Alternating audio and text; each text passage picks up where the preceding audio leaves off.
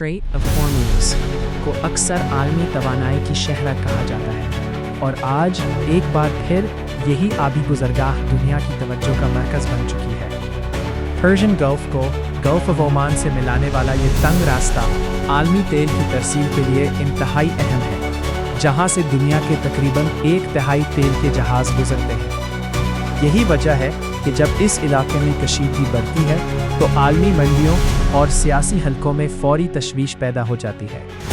हालिया हालात में मुख्तलिफ ममालिक की जानिब से जंगी जहाज़ों की तैनाती का मकसद इस रास्ते को खुला और महफूज रखना है ताकि आलमी तिजारत मुतासिर न हो। खुसूसन यूनाइटेड स्टेट्स और इसके इत्तेहादियों का मौक़िफ़ है कि बैनुल-अक़वामी जहाज़रानी की आज़ादी को हर हाल में बरकरार रखना ज़रूरी है।